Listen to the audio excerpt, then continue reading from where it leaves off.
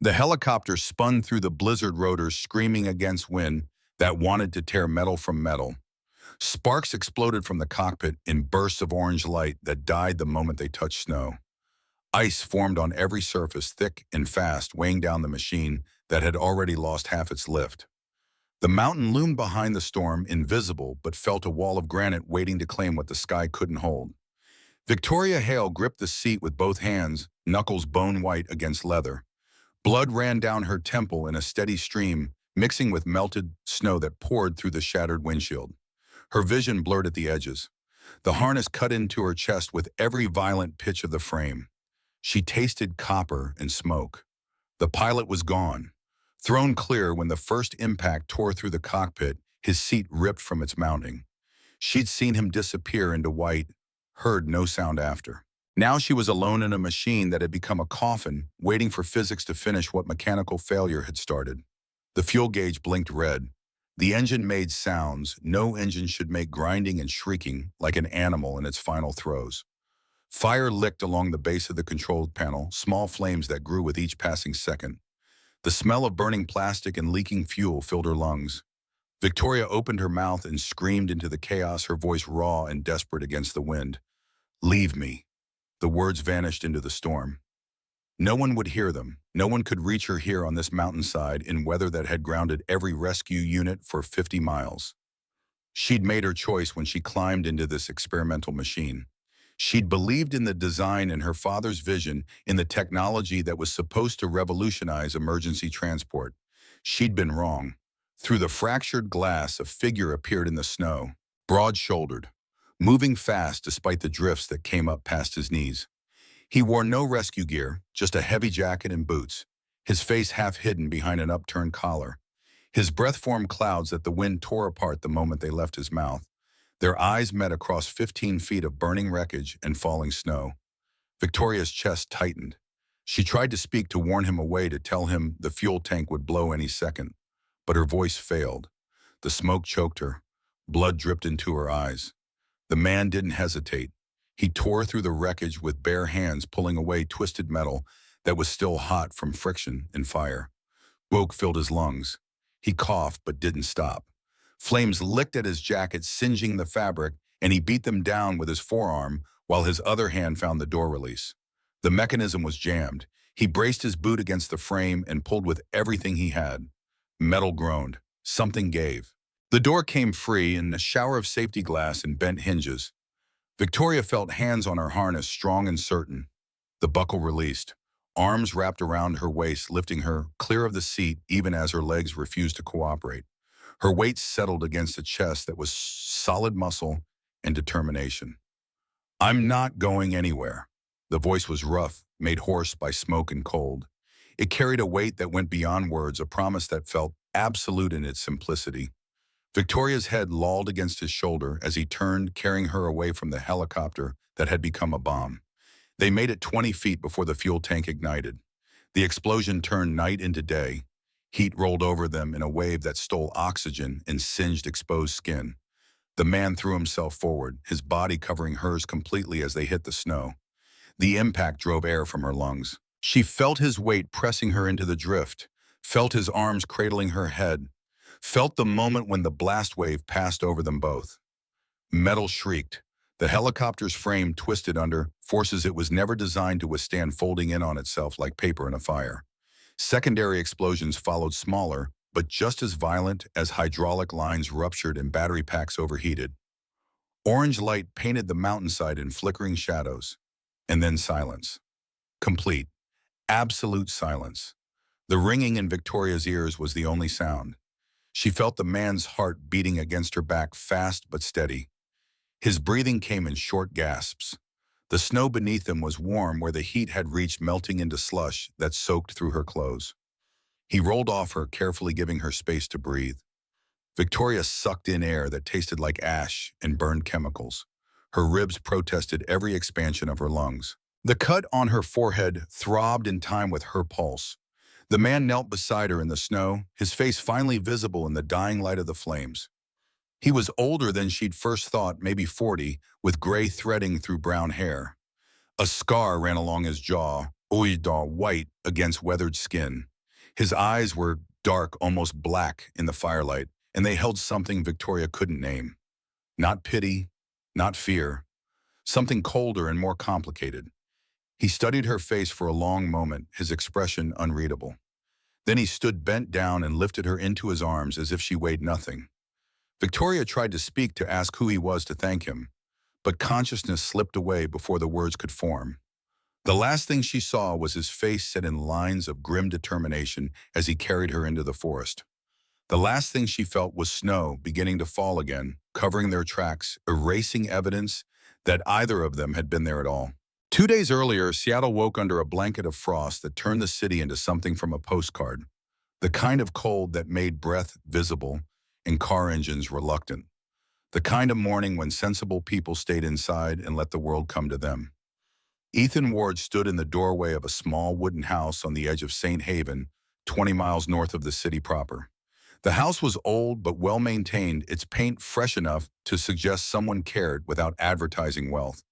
A single truck sat in the gravel driveway, its bed empty except for a toolbox and spare tire. He watched his daughter zip up her coat, her small fingers fumbling with the zipper, until he knelt down to help. Lily was 8 years old with tangled blonde hair that resisted every attempt at brushing and eyes the color of summer sky. She held a model helicopter in her hand, the kind sold in toy stores for $15. Red plastic body, yellow rotors, a control panel painted on with permanent marker. "Did you really fly this high, Dad?" She tilted the toy toward the sky, where the sun was just starting to burn through morning clouds. Her breath fogged in the cold air. Her cheeks were pink from the chill. Ethan's smile didn't reach his eyes. The expression felt carved into his face, something he'd practiced until it looked natural enough to fool an 8-year-old. Once. "Now I just fly in memory." Lily studied him with the directness children have before the world teaches them to look away. She saw more than he wanted her to see, but she was kind enough not to push. Instead, she tucked the helicopter into her backpack alongside books and a lunchbox decorated with cartoon animals. The truck rattled over icy roads on the way to school. Chains on the tires provided traction where rubber alone would have failed. The heater worked intermittently, blowing warm air in irregular bursts that did more to create false hope than actual comfort. The radio played classic rock from a station that hadn't updated its playlist since the 90s. Lily hummed along to songs she didn't know the words to, her breath fogging the passenger window. She drew patterns in the condensation with one finger. Hearts. Stars. A house with a chimney and smoke rising in a perfect curl. At the school gate, she unbuckled her seatbelt but didn't immediately move to leave. Her hand rested on the door handle. Her eyes found his in a look that carried weight beyond her years. "You'll pick me up, right?" The question wasn't really about logistics. It was about consistency, about showing up, about being the parent who didn't disappear without warning. Ethan nodded, holding her gaze until she believed him. "Always." She smiled, then quick and bright, before pushing the door open and running toward the building where other children were gathering. Her backpack bounced against her shoulders. The helicopter in her bag would spend the day in her cubby waiting for the ride home when she'd make it fly through the truck cab while he drove. Ethan waited until she disappeared through the school doors before putting the truck in gear. The drive to work took another 15 minutes along roads that climbed into hills thick with pine trees. Snow clung to branches in clumps that looked picturesque until the weight became too much and they crashed down across power lines. St. Haven Air Traffic Control sat on a hill overlooking the valley. The building was concrete and glass practical rather than beautiful, designed by engineers who cared about function over form. Solar panels on the roof provided supplemental power. Backup generators in the basement ensured operations never stopped, even when weather took down the grid. Inside the walls were lined with monitors tracking flights across the northern corridor. Green dots moved in slow arcs, each one representing hundreds of lives moving through airspace that Ethan helped keep safe. Radio chatter provided constant background noise, pilots checking in and checking out, reporting conditions, and requesting clearances. Ethan's desk sat in the corner, deliberately positioned away from the main flow of traffic. Coffee mugs formed a small city of ceramic and porcelain, some clean, most not. Old flight logs were stacked in uneven piles, reference material. He told himself he'd organize eventually, but never did. A desk lamp with a green shade provided the only illumination he needed. On the corner of the desk sat a framed photograph. Him, Lily as a baby, red-faced and screaming in the way newborns do, and Sarah with dark hair pulled back in a ponytail and a smile that suggested she knew secrets the camera couldn't capture. Her eyes were bright with exhaustion and joy in equal measure. The photo was 10 years old. Lily didn't remember the moment it captured. Ethan remembered everything. He didn't talk about Sarah, not to his co-workers who'd long since stopped asking. Not to Lily, who deserved stories about her mother but received only fragments. Not even to himself most days, though she lived in every decision he made and every late-night shift he volunteered for. Flying had been his life once. He'd been one of the best rescue pilots in the Pacific Northwest, trained to navigate storms that grounded everyone else. The kind of pilot they called when conditions went from bad to impossible and someone needed to get through anyway. He'd flown into hurricanes, into wildfires where smoke turned day into night, into situations where the margin between success and catastrophe was measured in seconds. That was before the crash, before the loss, before everything changed in ways that couldn't be undone. Now he tracked other people's flights from behind a desk and told himself the work mattered. Some days he even believed it. The morning passed in routine, made comfortable by repetition. Flights checked in, flights checked out. Weather reports came in every hour, updated every 30 minutes when conditions warranted. A storm system was building to the north, expected to hit by afternoon. Standard procedure for this time of year. Ethan updated the flight plan advisories, sent out warnings to pilots scheduled to cross the affected area, and made notes in the log about potential delays. The work required attention, but not engagement. His mind could wander while his hands performed tasks they'd done 1,000 times. At lunch, he ate a sandwich in his truck with the heater running. Turkey and cheese on wheat bread, an apple that had seen better days, water from a bottle that had been refilled so many times the plastic had gone cloudy. Through the windshield, he watched a hawk circle over the valley, riding thermals that carried it higher without effort. He used to know what that felt like. The freedom of altitude, the rush of wind against metal, the satisfaction of bringing a machine and sky into harmony. Now he just watched and remembered. His supervisor leaned into the break room when Ethan returned from lunch. Phil was 50-something, with a paunch and thinning hair, the kind of middle manager who'd learned that the best way to survive bureaucracy was to avoid making waves. He held a coffee mug that read "World's Adequate Boss" in faded letters. "Ward, you hear about tomorrow?" Ethan looked up from the coffee maker where he was measuring grounds into a filter. The machine was old enough to have physical buttons in a glass carafe, the kind replaced by pod systems in homes but kept in offices through inertia and budget constraints. Hear what Hale Aviation's doing: a test flight, big demo for the press, their new X9 model. Ethan's hand froze on the coffee scoop.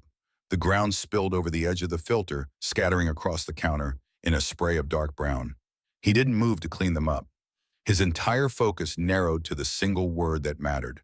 Hale Phil nodded, oblivious to the change in Ethan's posture. "Yeah, CEO's flying with the pilot herself. Gutsy move, if you ask me. Nothing like putting your money where your mouth is. Right investors are all flying in. Press from Seattle, Portland. Couple of nationals. Should be interesting to watch." The coffee maker gurgled to life, water heating and beginning its slow drip through the filter.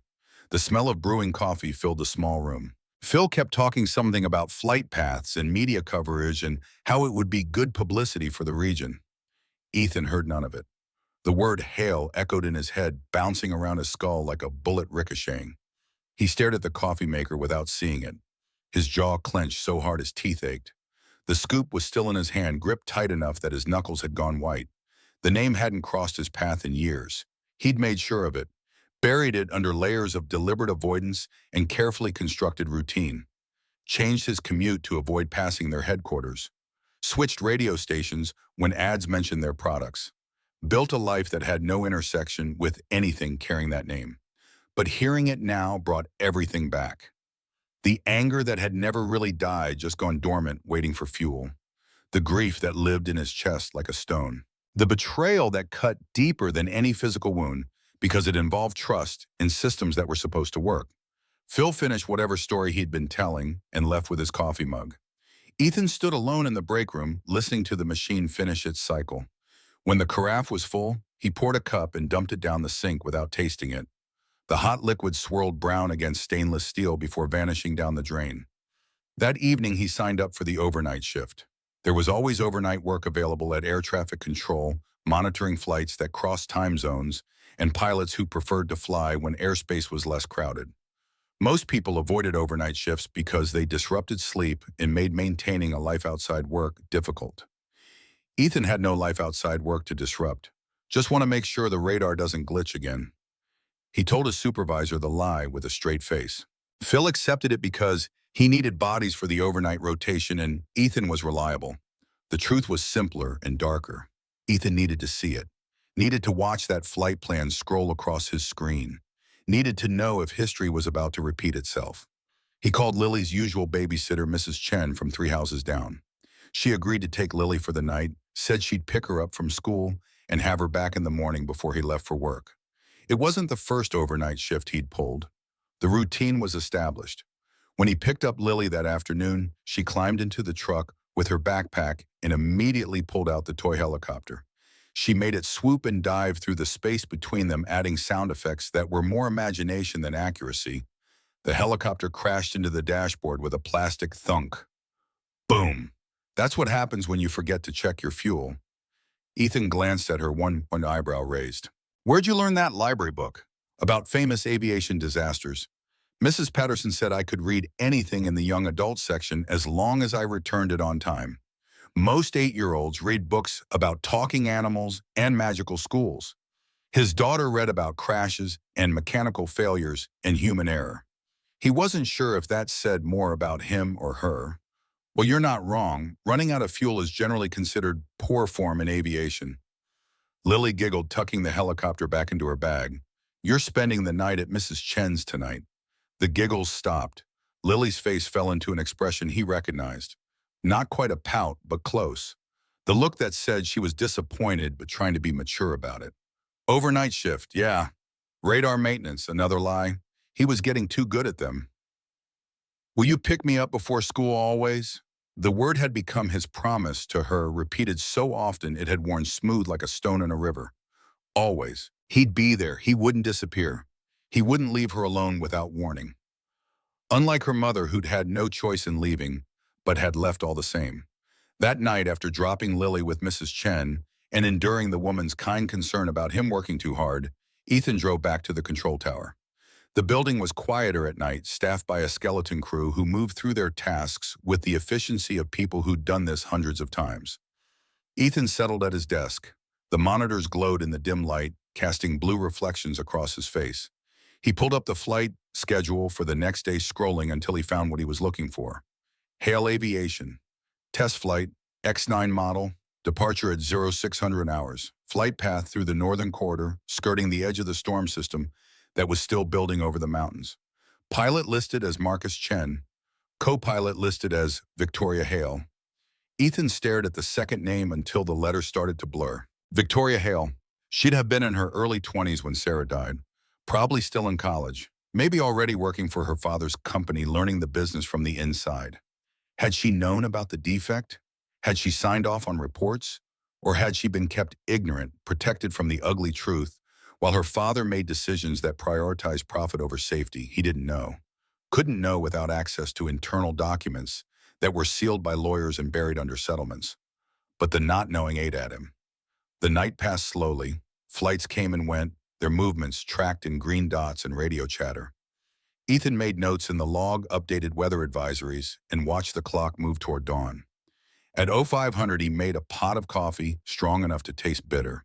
At 0530, he sent out the final weather update, noting that conditions along the northern corridor were deteriorating faster than predicted. At 0545, he sat at his desk and watched the screen where the Hale Aviation flight would appear. At 0600, a new dot appeared on the radar.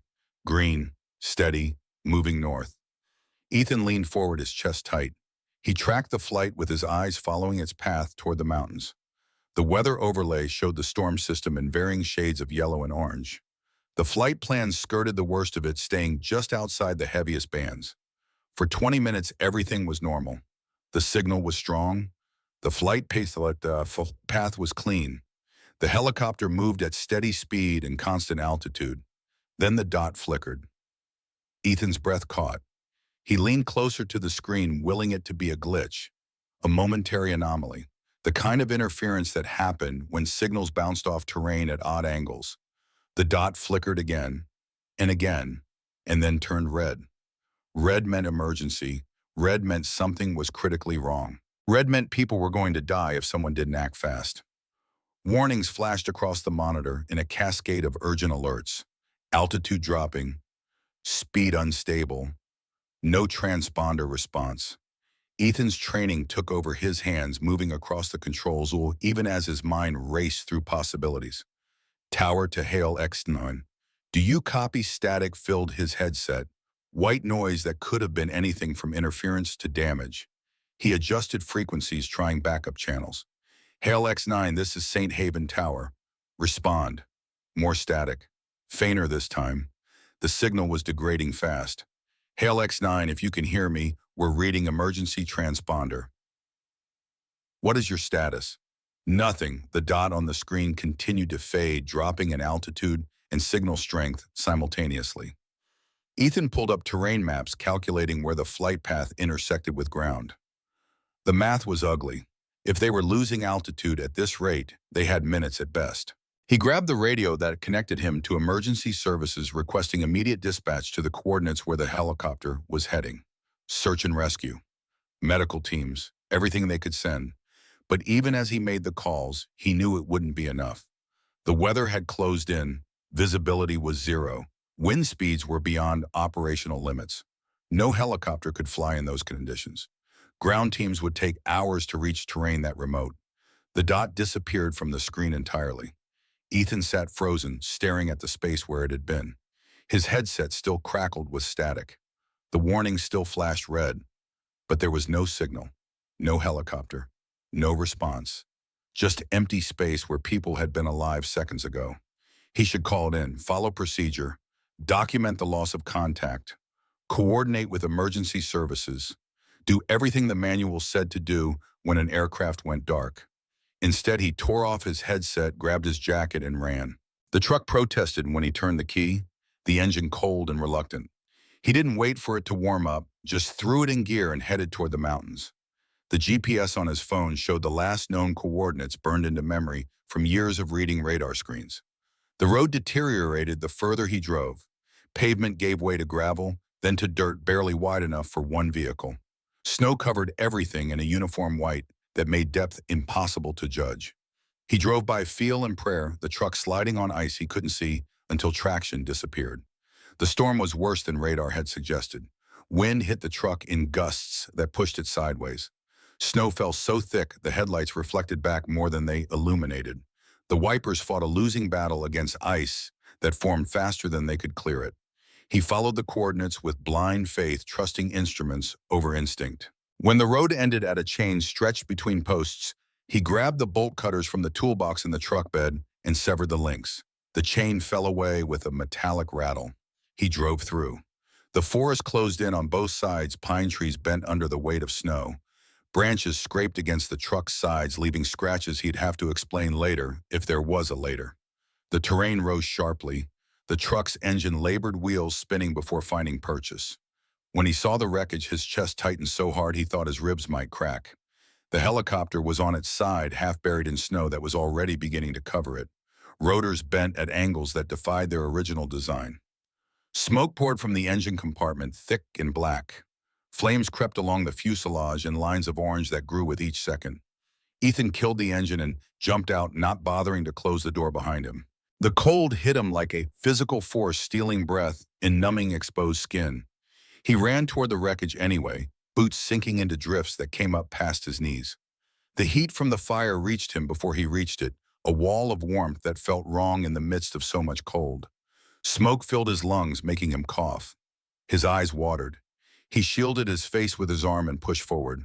The cockpit was shattered glass covering snow in a constellation of fragments. Through the broken window, he saw the pilot's seat empty. The harness hung loose. Blood stained the controls. But no body. Thrown clear on impact, most likely. Dead in the snow somewhere. And then he saw her. She was slumped in the co-pilot seat, held in place by a harness that had done its job. Blood covered the left side of her face, running from a gash above her eyebrow. Her eyes were half open, unfocused. Her breathing was shallow but visible in the cold air. Their eyes met across the wreckage. For a moment, neither moved. She stared at him with a look that contained pain and fear and something else. Resignation, maybe. Acceptance that this was how it ended. Then she spoke, her voice barely audible over the wind and crackling fire. "Leave me. The pilot's gone. There's no one left to save." The words hit Ethan like bullets. Leave me. As if her life mattered less than the pilot's. As if survival was conditional on being the right person. As if she'd already decided this was how her story ended. He'd heard those words before. Not the exact phrasing, but the sentiment. Sarah had thought the same thing in her final moments. That she wasn't worth the risk. That others mattered more. The accident report had included her last transmission recovered from the black box. Calm. Resigned. Telling the pilot to save himself while she handled the emergency. She died alone because she thought she should. Ethan didn't answer Victoria's plea. Couldn't. Because words were meaningless in the face of fire and failing machinery. He tore at the door instead, pulling away twisted metal that cut through his gloves and into his palms. Blood made his grip slippery. He didn't care. The door mechanism was jammed, the frame bent from impact. He braced his boot against the helicopter's side and pulled with everything he had. Muscles in his back screamed. His shoulders felt like they might separate from their sockets. The metal groaned in protest. Something gave. The door came free, so suddenly he stumbled backward, nearly losing his footing in the snow. He recovered fast, throwing the door aside and reaching for the woman who'd told him to leave her. Her harness released with a click. He unclipped it and pulled her forward out of the seat that would become her tomb if he didn't move fast enough. She tried to help, her legs pushing against the floor, but coordination failed her. He ended up lifting her bodily, one arm behind her knees and the other supporting her back. She was lighter than he'd expected, or adrenaline made her seem lighter. He turned away from the helicopter, started moving toward his truck through snow that seemed deeper on the return trip. The explosion came without warning. 1 second he was walking, the next heat slammed into his back with the force of a physical blow. The sound came after a roar that obliterated all other noise. The shock wave lifted them both off their feet and threw them forward into a drift. Ethan twisted as they fell, his body covering hers, taking the impact against his shoulders and back. They hit hard. Snow compressed beneath them, then gave way to harder ground underneath. Pain shot through his spine. His head struck something solid, but he kept his arms around her, kept her protected beneath him as debris rained down. Burning metal, shattered glass. Components he couldn't identify, but that were hot enough to melt snow on contact. The world turned orange and red. Heat rolled over them in waves that made the air shimmer. Ethan pressed his face into the snow beside Victoria's head and waited for it to pass. Seconds stretched into eternities, measured in heartbeats and shallow breaths. When the heat finally receded, he lifted his head. The helicopter was gone, replaced by a crater of melted snow and twisted metal. Flames still licked at what remained, but the main explosion had spent its energy. Smoke rose in a pillar that the wind bent horizontal. Victoria wasn't moving. For a terrible moment, Ethan thought the explosion had killed her despite his efforts. Then he saw her chest rise and fall, shallow, irregular, but breathing. He got his arms under her again and stood. His legs protested the weight. His back screamed. He ignored both and started walking toward his truck, one foot in front of the other. Focus on the next step. Don't think about the distance or the cold or the fact that his jacket was smoking from contact with burning debris. The truck's door was still open, interior light a beacon in the storm. He laid Victoria across the back seat as gently as his shaking arms allowed. She didn't wake, didn't respond when he checked her pulse at her neck, counting beats that were fast but steady. He shed his damaged jacket, tossing it into the truck bed where it wouldn't fill the cab with the smell of burned synthetic fabric. Then he climbed behind the wheel, turned the key, and waited for the engine to catch. The truck started on the second try. Heater blasted cold air that would eventually warm. Ethan put it in gear and began the careful process of turning around on a road barely wide enough for forward travel. The drive down the mountain took twice as long as the drive up. Visibility remained zero. The storm showed no signs of letting up. Every turn risked sliding off the road into a drop he couldn't see but could imagine. He drove with both hands locked on the wheel, jaw clenched, shoulders tense. In the back seat, Victoria remained unconscious. Her breathing continued steady enough to keep him from panicking. Blood from her head wound had slowed to a seep rather than a flow. Those were good signs, indications that maybe she'd survive this. He should take her to a hospital. St. Haven had a small emergency clinic. Seattle had proper trauma centers. She needed medical attention from people qualified to give it, but the storm would kill them both if he tried to drive much further. Roads were impassable. Emergency services were grounded. Even if he called for help, no one could reach them. The cabin was closer, 15 miles east of the crash site, hidden in a valley most people didn't know existed. He'd bought it years ago as a retreat, a place to take Lily when city noise became too much. It had heat, running water from a well, a wood stove, and enough supplies to wait out weather. It was their best option. Maybe their only option. Ethan changed direction, following roads he'd driven enough times to navigate by memory rather than sight. The truck climbed hills and descended into valleys, all of it painted in uniform white. When the cabin finally appeared through the snow, he felt tension drain from his shoulders. The structure was small, single-story, with a covered porch and stone chimney. Solar panels on the roof were buried under snow. But the backup generator in the shed would provide power. The wood stove would provide heat. They could survive here until the storm passed. He parked as close to the door as terrain allowed, killed the engine, and went to the back seat. Victoria hadn't moved.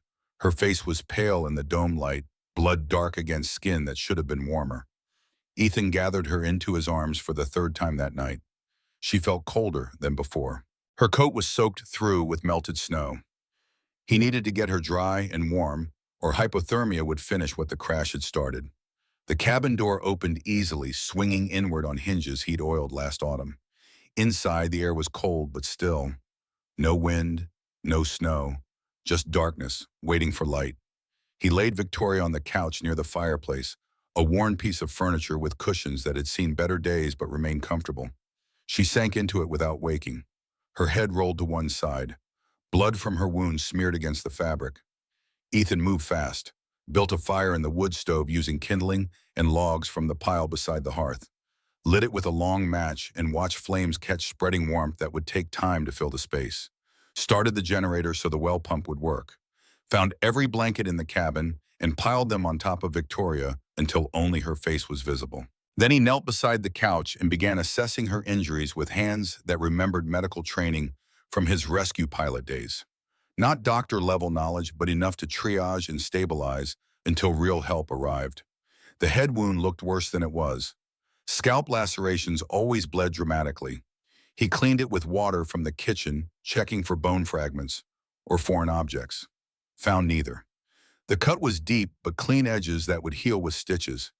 He bandaged it with gauze and medical tape from the first aid kit, wrapping her head carefully to apply pressure without restricting blood flow. The white bandage stood out against her dark hair. Her ribs were next. He pressed gently along her sides, feeling for breaks or displacement. She flinched when he touched her left side, even unconscious. Cracked ribs, most likely. Painful but survivable. He wrapped them with an elastic bandage to provide support. No other obvious injuries. No broken bones. No internal bleeding he could detect. She'd been incredibly lucky, or incredibly well protected by safety systems that had functioned when others failed. Ethan sat back on his heels, exhausted.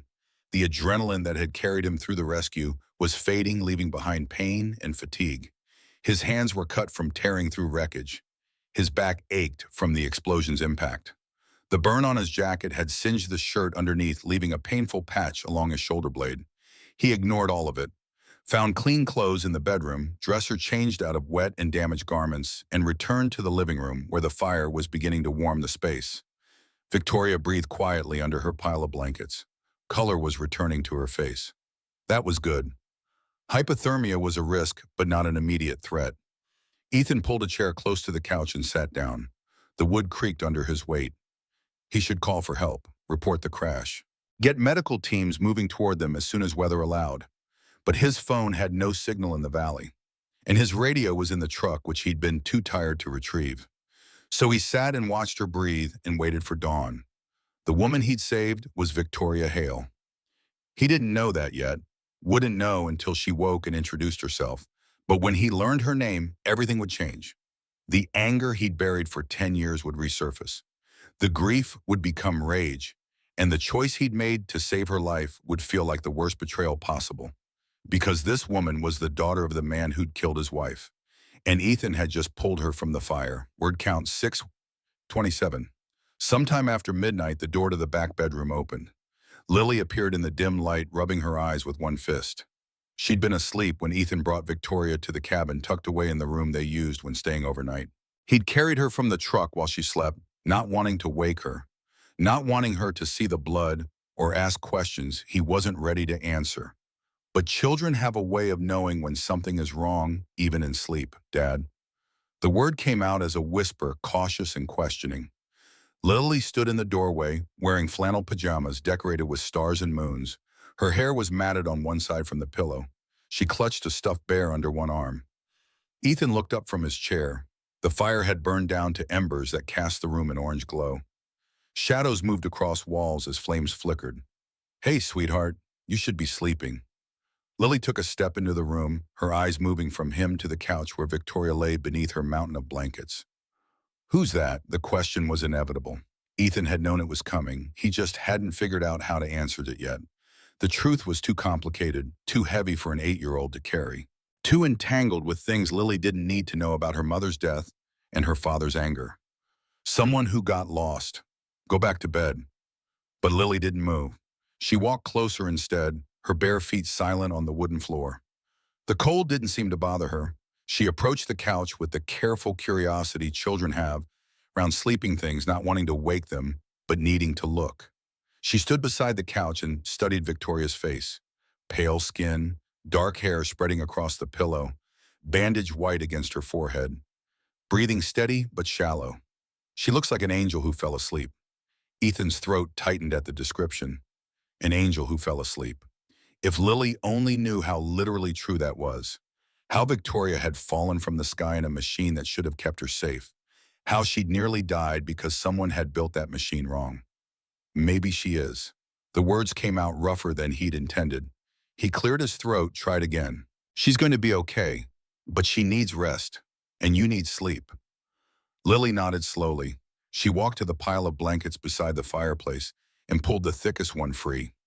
Returned to the couch and tucked it carefully around Victoria's shoulders, making sure there were no gaps where cold air could get through. Then she climbed into her father's lap without asking permission. Settled against his chest, her head under his chin. The stuffed bear squished between them.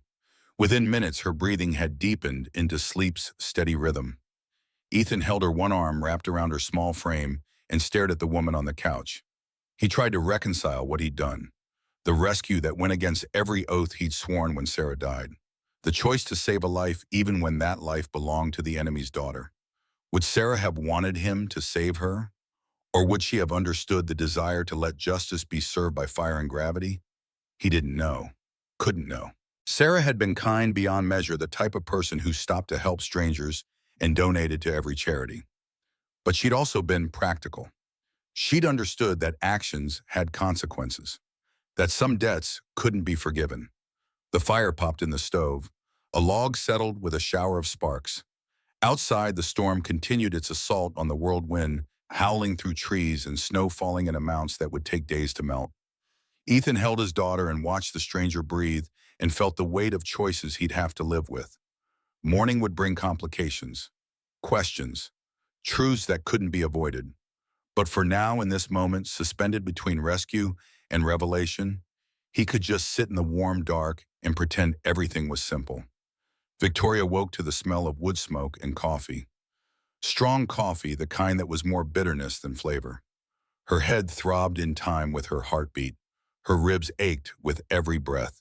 When she tried to open her eyes, light stabbed through her retinas straight into her brain.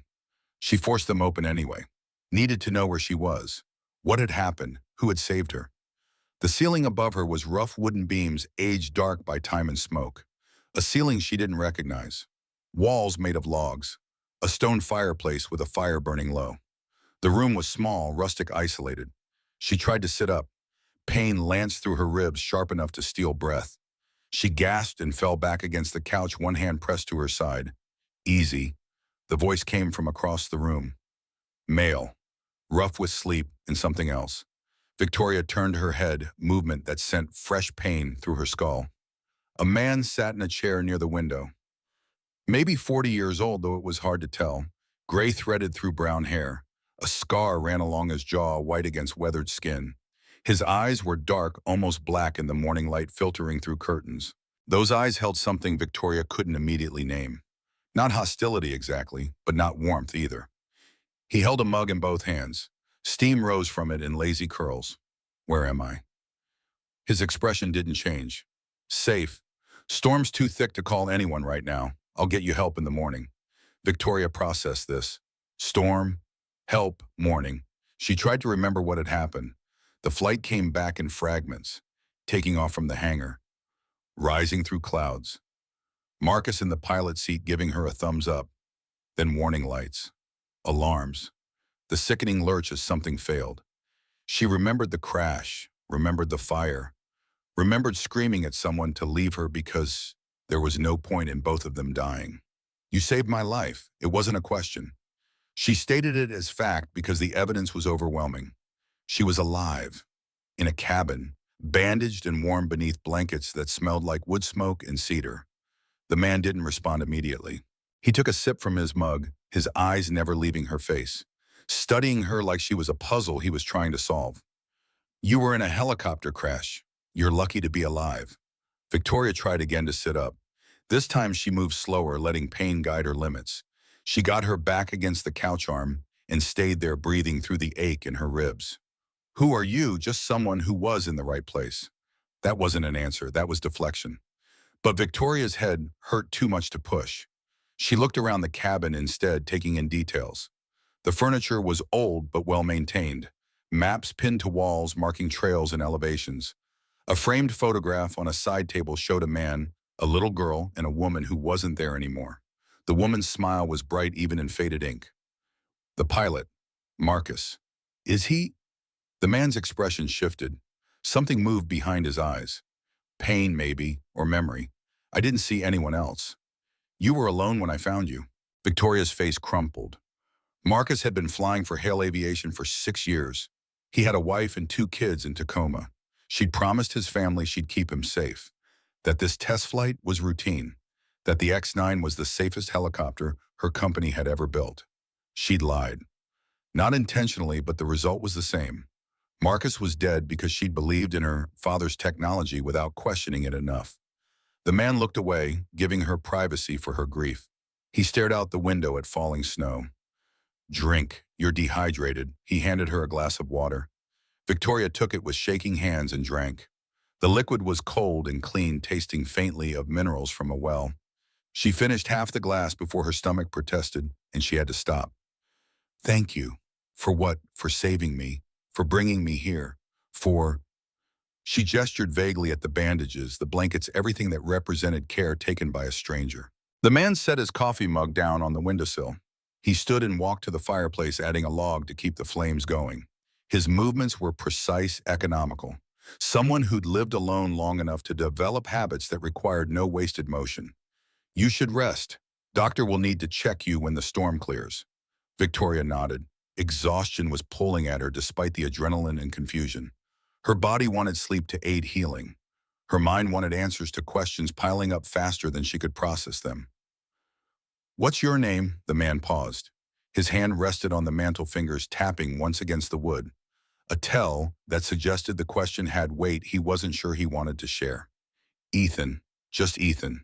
No last name, no context. But it was something. A name to attach to the person who'd pulled her from fire and carried her to safety. Victoria Hale. She said her own name despite the pain it caused to form words. Despite knowing that most people recognized the name Hale and made assumptions about wealth and privilege and power. Ethan's hand went still on the mantle. His entire body tensed in a way that was visible even from across the room. He didn't turn around, didn't look at her, just stood there frozen like someone had pressed pause on his life. What did you say, Victoria Hale? I'm the CEO of Hale Aviation. We were testing a new helicopter design. The X-9. It was supposed to be revolutionary. She stopped. Couldn't finish the sentence because finishing it meant admitting that her father's vision had killed someone. That legacy and innovation had been purchased with blood. Ethan turned slowly. The expression on his face made Victoria's breath catch. It wasn't anger, it was something colder, something that had been frozen for so long that thawing it would cause damage. Hail aviation. He said it like the words tasted wrong. Like they were poison he had to spit out before they could kill him. My father founded the company. He died 3 years ago. I took over. We've been developing the X9 since Ethan walked out of the room. No explanation, no farewell.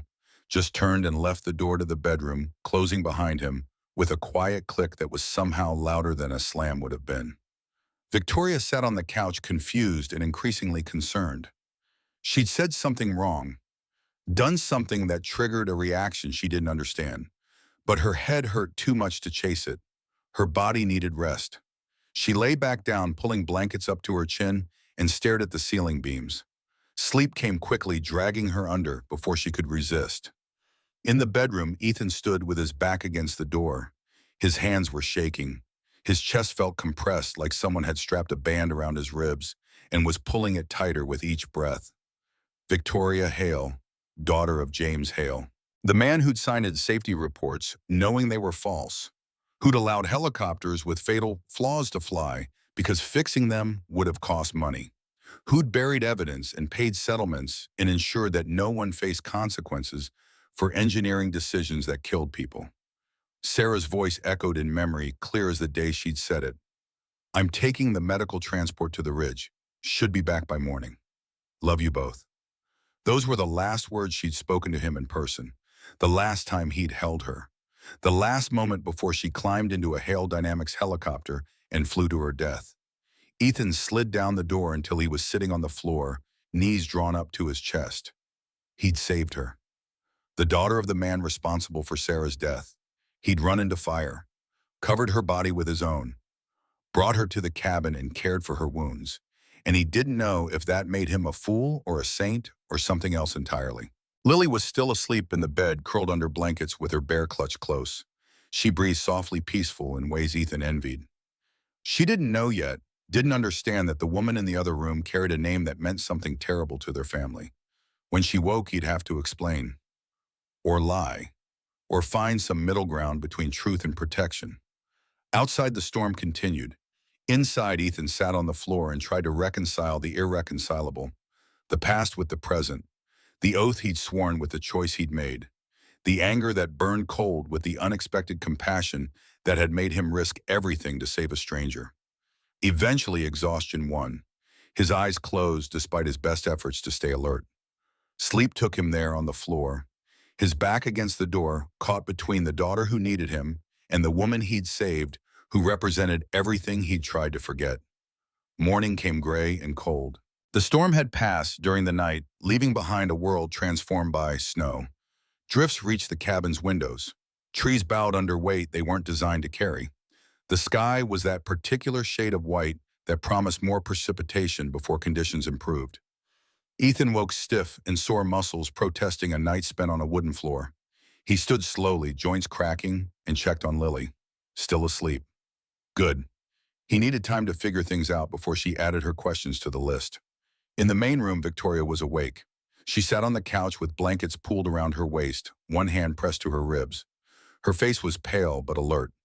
The bandage on her forehead had bled through, slightly a red stain blooming against white gauze.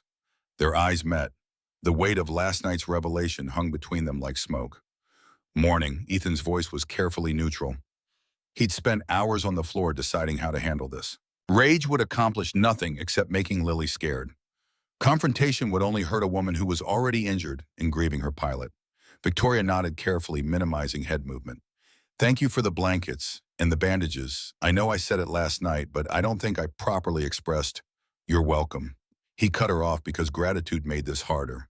Made her human instead of enemy. Made him remember that she'd asked him to leave her. That she'd been willing to die rather than risk his life. The storm cleared. I can get you to a hospital now. Victoria looked toward the window where morning light filtered through. Snow covered everything in sight. Can you drive in this? I have chains and experience.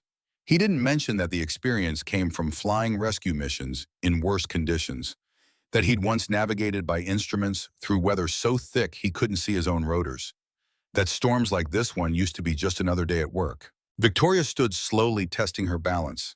Pain flickered across her face, but she didn't make a sound.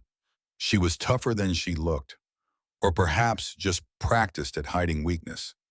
I should call my company, let them know I'm alive. They're probably, your phone won't work here. No signal in the valley. Then how do you? Radio in the truck. I'll call emergency services once we're on the main road. Victoria nodded. She looked around the cabin, taking it in properly for the first time. The lived-in quality, the personal touches that suggested this was more than a remote property. It was a home. Do you live here? Sometimes, when the city gets too loud. With your family? Ethan glanced at the bedroom door where Lily was still sleeping. My daughter. She's 8. The photograph Victoria had noticed last night suddenly made sense. The little girl was the one in the picture. The missing woman must be your wife. Ethan's jaw tightened. He walked to the kitchen area and began making coffee with movements that were too precise, too controlled. Died 10 years ago. Helicopter crash. The words dropped like stones into water ripples spreading outward to fill silence. Victoria's face went pale. She'd spent her entire adult life in aviation. She knew the statistics, knew how many people died annually in helicopter accidents, knew that each number represented a family destroyed. I'm sorry. Ethan didn't respond. He poured water into the coffee maker and pressed the button. The machine gurgled to life. What was her name? The question was soft, respectful, the kind of question people asked when they wanted to honor the dead rather than move past them. Ethan considered not answering, considered maintaining the wall he'd built between then and now. But something about the way Victoria asked made him tell the truth. Sarah. Victoria repeated the name quietly, tasting its syllables. Then she said something that changed everything. Was it a Hale helicopter? Ethan's hand froze on the coffee mug. He stood there, back to her, unable to move, unable to breathe. Because of course she'd asked, of course she'd made the connection. She was smart enough to put pieces together, to see why he'd reacted to her name, to understand that the anger in his eyes last night had source and reason. He turned slowly, met her gaze across the small cabin, and in that moment, Victoria saw the truth written in his expression, saw the grief and rage and bitter irony of what he'd done. Yes, one word, but it contained universes of pain. Victoria's hand went to her mouth. Her eyes filled with tears that she blinked away fast, refusing to let them fall. She understood now, understood why he'd walked out last night, why his voice had gone cold when she said her name, why he looked at her like she was both person and symbol. Did my father? Ethan held up a hand, stopping her before she could finish the question. We're not doing this. Not here, not now. You're injured. You need medical attention. Everything else can wait. But his tone suggested everything else would never get addressed, that he'd deliver her to the hospital and disappear back into his life, and this intersection of their paths would become just another thing he didn't talk about. Victoria wanted to argue, wanted to demand details, wanted to know if her father had been responsible for yet another death she'd never been told about. But Ethan's expression made it clear the conversation was over. The bedroom door opened. Lily emerged, rubbing sleep from her eyes, her blonde hair a disaster of tangles. She looked at her father, then at Victoria, then back to her father. Is she the angel? The question broke tension like a hammer through glass. Ethan's expression softened immediately, the anger replaced by something gentler. She's Victoria. She's going to leave soon. Lily walked to the couch and studied Victoria with the directness only children manage. No politeness, no social masks, just curiosity. You have a cut on your head. I was in an accident. Did it hurt very much? Does it still hurt? Yes. Lily nodded as if this confirmed something she'd suspected. Then she climbed onto the couch beside Victoria, more carefully avoiding her injured side. Dad makes really good hot chocolate. He'll make you some before you go. It was less an offer than a command. Ethan found himself making hot chocolate despite having planned to leave immediately. Found himself melting chocolate and heating milk while his daughter sat beside the woman whose father had killed his wife, chattering about school and friends and the model helicopter she was building. Victoria listened with the kind of attention that suggested genuine interest rather than politeness. She asked questions, laughed at Lily's jokes, winced when laughter pulled at her ribs but didn't let it stop her. Watching them, Ethan felt something shift in his chest. Not forgiveness. Forgiveness was too far away to even imagine. But recognition, maybe. That this woman wasn't her father. That she carried a name and legacy she might not have chosen. That suffering had already been inflicted without him adding more. When the hot chocolate was ready, he served it in mugs that didn't match. Lily took hers with both hands, blowing on the surface to cool it. Victoria accepted hers with thanks and took careful sips that warmed her from the inside. They sat like that for 20 minutes. Three people in a cabin surrounded by snow, sharing drinks and temporary peace. Lily did most of the talking, filling silence with stories that required no heavy truths. Ethan and Victoria said little, but their eyes met occasionally across the space, acknowledging things that couldn't yet be spoken. When the hot chocolate was gone and Lily had run out of immediate stories, Ethan stood. Time to go. He helped Victoria into a spare coat since hers was ruined. The coat was two big sleeves hanging past her hands, but it was warm and dry. Lily insisted Victoria take her favorite blanket for the drive, wrapping it around her shoulders like a cape. The truck started reluctantly, engine cold and unhappy. Ethan let it warm while he cleared snow from the windshield with a scraper. The world beyond the cabin was white and pristine, unmarked except by deer tracks and the path their truck had made coming in. Lily climbed into the front passenger seat. Victoria took the back, the blanket pulled close. Ethan got behind the wheel and began the careful drive out of the valley. The roads were treacherous. Ice hid under fresh snow. Curves came without warning. But Ethan drove with confidence. Born of experience, the truck responding to inputs that looked effortless, but required complete attention. They reached the main road after 40 minutes. Ethan pulled over and used the radio to call emergency services, reporting Victoria's condition and their location. An ambulance would meet them at the highway junction in 20 minutes. The rest of the drive passed in silence. Lily had fallen back asleep, her head against the window. Victoria stared out at passing landscape, lost in thoughts she didn't share. When the ambulance appeared ahead, lights flashing in the gray morning, Ethan pulled over. Paramedics rushed toward them with a stretcher and equipment. They were efficient and professional, asking questions while they checked vitals and prepared for transport. Victoria let them work, but before they loaded her into the ambulance, she turned to Ethan. "I don't even know your name." "Your full name." "Ethan Ward." She repeated it silently, committing it to memory. "Thank you, Ethan Ward, for everything." He nodded once. Brief acknowledgement that carried no warmth, but also no hostility, just acceptance of gratitude given. The paramedics loaded Victoria into the ambulance. She waved at Lily through the window. Lily waved back, her small hand pressed against the glass. Then the ambulance pulled away, lights fading into distance. Ethan stood beside his truck and watched it go. Lily climbed out and stood beside him, taking his hand. "Is she going to be okay?" "Yeah, she'll be fine." "Will we see her again?" Ethan didn't know how to answer that. Didn't know if he wanted to see her again. Didn't know if fate would force another intersection, or if this was goodbye. "I don't know, sweetheart." Lily seemed satisfied with that honesty. She squeezed his hand. "I hope she's okay." She seemed nice. Yeah, she did. They stood together in the cold, watching the place where the ambulance had disappeared. Eventually, Ethan stirred, remembering they had places to be. He needed to get Lily to school. He needed to file reports about the crash. He needed to return to his life and pretend the last 24 hours hadn't happened. But something had changed. He felt it in his chest, a loosening of something that had been tight for years. Not forgiveness, not peace, but maybe the first recognition that carrying anger forever was its own kind of death. They drove back towards St. Haven. The roads were clearer now, traffic returning to normal as plows did their work. Lily hummed along to the radio. Ethan focused on driving and tried not to think about dark-eyed women who asked to be left behind and fathers whose legacies killed people. That afternoon, after dropping Lily at school with apologies for her being late, Ethan returned to work. His supervisor greeted him with relief and questions.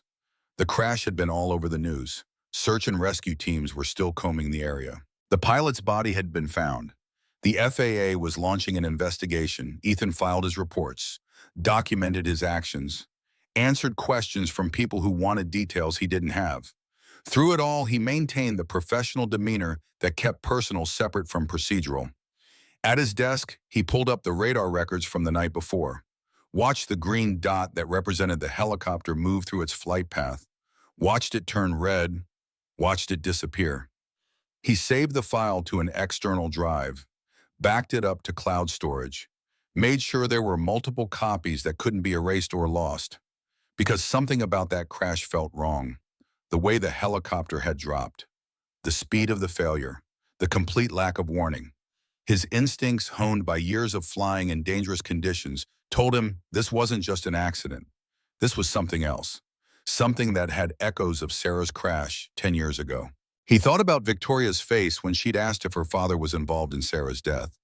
The shock, the horror, the immediate leap to connection that suggested she knew more about her father's company than she'd wanted to admit. Ethan opened a new folder on his computer, labeled it X9, started collecting information. Flight plans, weather reports, radio transcripts, everything he could access through official channels. He wasn't sure yet what he was looking for, but he knew he'd recognize it when he found it. That evening, after picking up Lily from school and listening to her talk about math class in recess, Ethan drove to the crash site.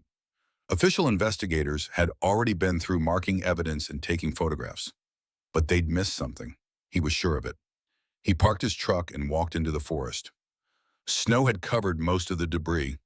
The explosion crater was a dark circle in the white, burned metal stuck up at odd angles. The smell of aviation fuel and burned plastic still lingered. Ethan pulled on gloves and began searching. He didn't know what he was looking for, just knew that something about this felt familiar in the worst way. He found it an hour later, half buried in snow, 50 feet from the main wreckage. A circuit board blackened by fire but intact enough to see the markings. The Hale Aviation logo stamped into the corner. Serial numbers that would trace back to manufacturing dates and batch numbers. And beneath that, barely visible, a model designation that made his blood run cold. NA7, the same navigation system that had been in Sarah's helicopter. The system that had a known defect. The system that Hale Dynamics had covered up. Ethan held the board in his gloved hands, feeling its weight, understanding its significance. This wasn't a new problem. This was an old problem that had never been fixed. That had been buried under legal settlements and non-disclosure agreements. That Victoria's father had known about and ignored because fixing it would have required recalling thousands of units. And Victoria had just flown in a helicopter with that same system, had nearly died because her father had prioritized profit over safety, had lost her pilot because legacy mattered more than lives. Ethan tucked the circuit board into his jacket and walked back to his truck. He had evidence now, proof that could reopen Sarah's case, that could expose the cover-up, that could destroy Hale Aviation and everyone associated with it, including the woman he'd just saved. He sat in his truck with the engine running and stared at the burned circuit board on the passenger seat. In his mind, he saw two paths. Down one, he used this evidence to finally get justice for Sarah. Down the other, he protected Victoria from the sins of her father. He couldn't do both. The choice should have been easy. Sarah deserved justice. Her death deserved acknowledgement. The cover-up deserved exposure. But Ethan thought about Victoria's face when she'd asked if her father was involved. Thought about her screaming at him to leave her. Thought about Lily sitting beside her on the couch sharing hot chocolate and stories. The choice wasn't easy at all. He drove home in the dark, the circuit board heavy in his pocket, and didn't sleep that night. Just lay in bed staring at the ceiling, listening to Lily breathe in the next room, and wondered what the right thing to do was. By morning, he still didn't have an answer, but he had the evidence. And sooner or later, he'd have to decide what to do with it. The choice that would determine whether he was a man seeking justice or a man seeking revenge. Whether he was someone who honored his dead wife or someone who protected a living stranger. Whether the past mattered more than the present or if forgiveness was possible, even when forgetting wasn't. He didn't know yet, but the clock was ticking toward answers, whether he was ready for them or not. 3 days passed before Victoria Hale returned. 3 days during which Ethan worked his shifts, drove Lily to school, and spent his nights staring at the circuit board that sat on his kitchen table like an accusation. He'd photographed it from every angle, documented the serial numbers, cross-referenced the model designation with records he shouldn't have had access to, but did because air traffic controllers knew how to navigate databases when properly motivated. The NA-7 navigation system had been installed in 47 helicopters between 2013 and 2015. 18 had crashed, 12 fatalities. The pattern was clear to anyone who looked, but no one had looked because Hail Dynamics had paid settlements that included non-disclosure agreements and legal threats that buried families under paperwork. Sarah's crash had been number 7. Victoria's crash would have been number 19. Ethan sat at his desk in the control tower monitoring flights that moved across his screen in orderly patterns. Everything was routine. Everything was safe. Everything was exactly how aviation was supposed to work when engineering and regulation functioned properly. His phone buzzed. Unknown number. He almost didn't answer, but something made him swipe to accept. The receptionist downstairs spoke quickly, nervously. "Mr. Ward, there's someone here to see you. She says it's important." He knew before asking. Knew with the certainty that comes from expecting something you've been dreading. Who? Victoria Hale. The name still hit like a fist. Ethan closed his eyes, counted to 3, and made his choice. Send her up. He had 5 minutes while she navigated security and elevators.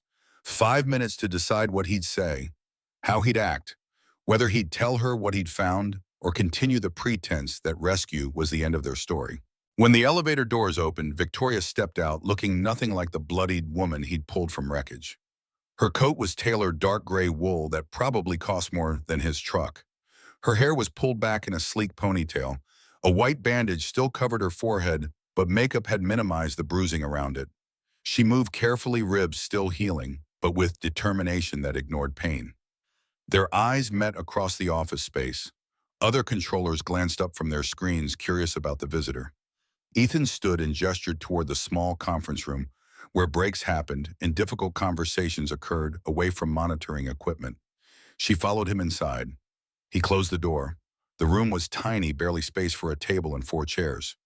A window overlooked the valley where morning fog was burning off under winter sun. Victoria stood rather than sat, her posture suggesting this wasn't a social call. "I wanted to thank you, properly, for what you did." Her voice was steady, professional, but underneath ran currents Ethan recognized. Gratitude mixed with something heavier. Guilt, maybe. Or obligation. "You're welcome." The words came out flat, insufficient for the weight of what had passed between them. He didn't elaborate, didn't know how to elaborate without opening doors better left closed. Victoria pulled a business card from her purse. Black cardstock with white lettering. Expensive. The kind that announced importance without being ostentatious. "If you ever need work, or help, or anything, call me. I owe you more than I can repay." She set the card on the table between them. The Hale Aviation logo caught light from the window, 3 abstract lines suggesting rotors in motion. Ethan stared at it without touching it. That logo represented everything he'd learned to hate. Every broken promise from regulatory agencies that should have done their jobs. Every lawyer who'd prioritized corporate interests over dead civilians. Every engineer who'd signed off on systems they knew were flawed because keeping jobs mattered more than keeping people alive. And yet, this woman standing in front of him had asked to be left behind, had valued his life over hers, had sat on his couch sharing hot chocolate with his daughter and listening with genuine interest to 8-year-old stories about nothing important. She wasn't her father, couldn't be held accountable for sins committed before she had power to stop them.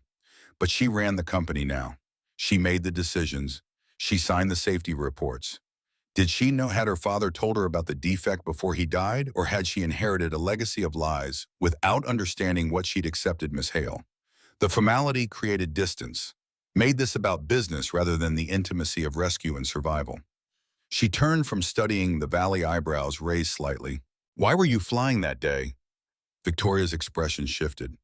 Something between pride and sadness crossed her face, the same look he'd seen in the cabin when she'd talked about her father's vision. "Because someone has to believe in what we build." The X-9 was supposed to be revolutionary, safer, more efficient, everything aviation should move toward. If I'm asking pilots to fly it, asking families to trust their lives to it, then I need to trust it myself.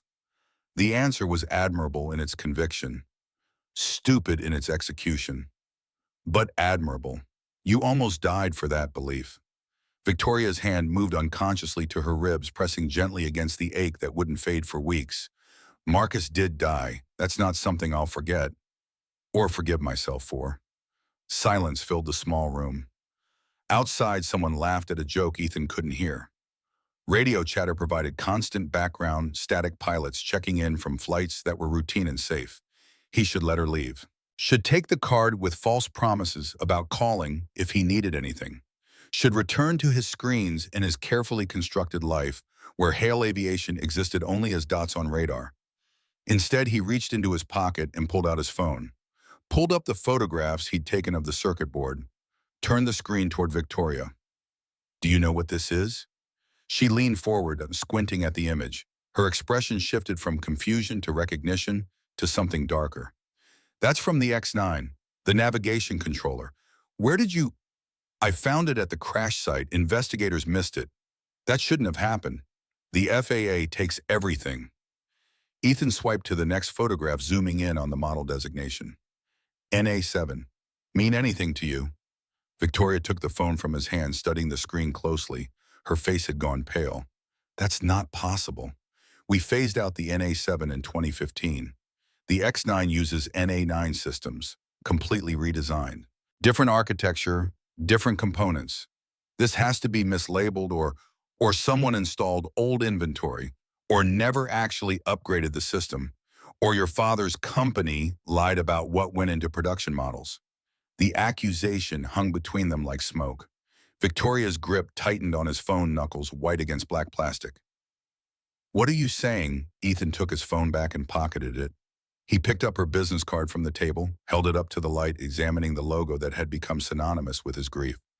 I'm saying that 18 helicopters with NA7 systems have crashed since 2013. 12 people died. The pattern was documented. Engineers flagged it. Your father knew, and he buried it. That's not my wife was one of them. 10 years ago, medical transport over the Northern Ridge. Hale Dynamics helicopter with an NA7 system that failed exactly the way yours did. Complete navigation loss. No warning. Just gravity and physics doing what they do when technology fails. Victoria's breath caught audibly. The phone nearly slipped from her fingers. She caught it, steadied herself against the table. You never said I didn't know who you were until you woke up in my cabin. By then you were already a person instead of a name. Made it harder to hate you. The honesty was brutal. Necessary. Ethan watched her process it, watched understanding and horror war. For dominance on her face, if what you're saying is true, it is. Then my father committed negligent homicide. Multiple counts. And I've been running a company built on a foundation of covered-up deaths. Her voice had gone hollow. The confidence that had carried her through the door was draining away, replaced by something that looked like free fall. Ethan wanted to feel satisfaction. Wanted to enjoy watching her world collapse the way his had collapsed 10 years ago. But he felt nothing except tired recognition that destruction only bred more destruction. What are you going to do with that information? Victoria's question was direct, practical. The question of someone who'd already skipped past denial and moved toward action. I don't know yet, the truth. He'd been asking himself the same question for 3 days. Justice for Sarah meant destroying Hale Aviation. But destroying Hale Aviation meant punishing Victoria for her father's sins. It meant ending the careers of engineers and pilots who'd had no knowledge of the defect. It meant families losing income and insurance when the company folded under lawsuits. Collateral damage. Always collateral damage in pursuit of justice. May I see the actual board? Not just photographs. Ethan studied her face, looking for deception or calculation. Found only exhaustion and determination in equal measure. Why? Because if you're right, I need to verify it. Need to trace the serial number back through our inventory systems. Need to know if this was isolated or systemic. And then I need to decide what kind of person I am. The last sentence carried weight that suggested she'd been asking herself the same questions he'd been wrestling with. Tomorrow. My house. I'll text you the address. He didn't know why he agreed, didn't know why he was giving her access to evidence that could disappear or be destroyed or be used against him. But something in her expression convinced him she wouldn't run. That she was as caught in this as he was, pulled by currents neither had chosen. Victoria nodded. She picked up her business card from where he'd set it down and tucked it back into her purse. Then she met his eyes with intensity that felt like searchlights. Your wife, Sarah, I'm sorry. That's inadequate, but I don't have better words. I'm sorry my father did that. I'm sorry the company I love was built on lies. I'm sorry you lost someone who mattered and no one was ever held accountable. Ethan didn't respond, couldn't, because accepting her apology felt like betrayal of Sarah's memory. But rejecting it felt like punishing someone for accidents of birth and inheritance. Victoria left without waiting for his response. The door closed behind her with a soft click. Through the window, Ethan watched her walk to the elevator, shoulders straight, despite the pain that had to be radiating through her ribs. He returned to his desk where flights continued their orderly patterns across screens, picked up his coffee mug and found it empty, the liquid long since gone cold, made a fresh pot in the break room while other controllers talked about weather systems and schedule changes. Normal life, routine, the rhythms that made days bearable, except nothing was normal anymore. The circuit board in his kitchen had become a bomb with a timer he couldn't see.